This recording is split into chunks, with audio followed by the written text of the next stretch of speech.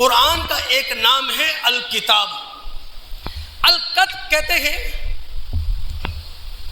کھال کے دونوں سروں کو ملا کر جوڑ دینا. قرآن کو الکتاب اس لیے کہا گیا ہے کہ اس میں آیتوں کو اور سورتوں کو جمع کر دیا گیا ہے.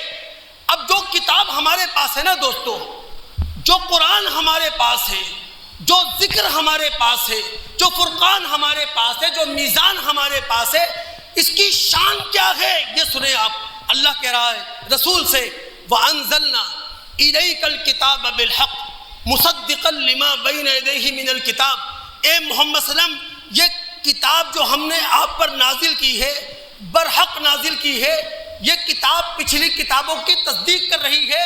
وَمُهَيْمِنًا عَلَيْهِ، اور جو کتاب ہم آپ کو دے رہے ہیں اس نے ساری وحی کو اپنے اندر محفوظ کر لیا ہے.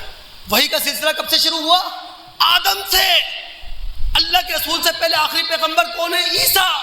یعنی آدم سے لے کر عیسیٰ علیہ السلام تک پوری تاریخ انسانیت میں، پوری تاریخ نبوت میں جتنی وحی انبیاء اور رسولوں پر نازل ہوئی وہ مہیمنن علیہ، وہ قرآن کے اندر موجود ہے.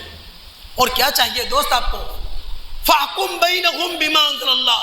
اللہ کی قسم شرک آپ کے معاشرے سے ختم ہو جائے، قرآن کو بنیاد بنائیں. بدعت آپ کے معاشرے سے ختم ہو جائے، قرآن کو بنیاد بنائیں. شفاعت کا من گھڑت عقیدہ ختم ہو جائے، قرآن کو بنیاد بنائیں.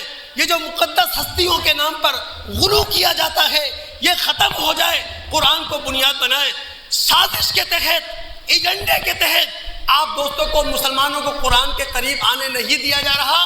قرآن انسانیت کی کتاب ہے، قرآن انسانیت کی پکار ہے.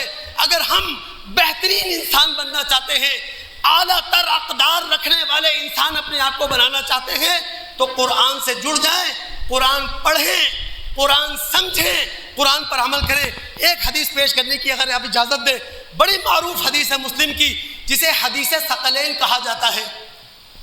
اللہ کے رسول نے اپنی 23 سالہ زندگی کا نچوڑ ہمیں دیا ہے، اپنی 23 سالہ محنت ہمیں دی ہے، اپنی 23 سالہ قربانی ہمیں دی ہے، اپنے 23 سال کا ایثار ہمیں دیا ہے قرآن کی شکل میں.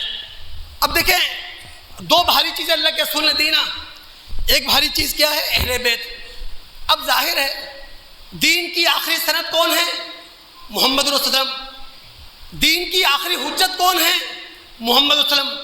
یعنی اللہ کے رسول اپنے بعد کسی کو دین کی حجت کے حوالے سے تو ثقیل نہیں کہہ سکتے کہ جناب اہل بیت جو ہے وہ دین کی حجت کے اعتبار سے یا دین کی سند کے اعتبار سے یہ ثقیل ہے. نہیں، چاہے آپ کی ازواج مطہرات ہوں یا دیگر اہل بیت ہوں، اللہ کے رسول نے اگر انہیں ثقیل کہا ہے تو اس اعتبار سے کہ خدا را نہ ان کا مقام بڑھانا نہ ان کا مقام گھٹانا، اس اعتبار سے اہل بیت کو اللہ کے رسول نے ثقیل کہا.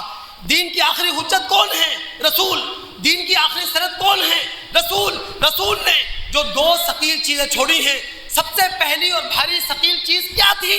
کتاب اللہ، اللہ کی کتاب.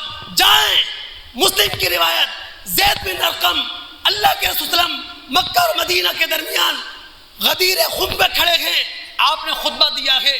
دو بھاری چیزیں چھوڑی ہیں. سب سے بھاری چیز آپ کی 23 سالہ زندگی کا نچوڑ، آپ کی 23 سالہ زندگی کی محنت، آپ کی 23 سالہ زندگی کی قربانی، وہ ہے کتاب اللہ. اگر ہم مسلمان اس کی قدر نہیں کریں گے، اللہ ہی رحم فرمائے. اس میں اللہ تعالیٰ نے ہمارے لیے رہنمائی رکھی ہے، اس میں اللہ تعالیٰ نے ہمارے لیے روشنی رکھی ہے، اس میں اللہ رب العالمین نے ہمارا تابناک مستقبل رکھا ہے. کاش اللہ رب العالمین ہم مسلمانوں کو توفیق دے ہم پڑھنے کے اعتبار سے بھی قرآن کے ساتھ وابستہ ہو، سمجھنے کے اعتبار سے بھی قرآن سے وابستہ ہو، اور سب سے بڑھ کر عمل کرنے کے اعتبار سے بھی قرآن سے وابستہ ہو. اللہ تعالیٰ سے دعا ہے سننے کے بعد سمجھنے کی، سمجھنے کے بعد عمل کرنے کی توفیق عطا فرمائے. السلام علیکم ورحمۃ اللہ وبرکاتہ.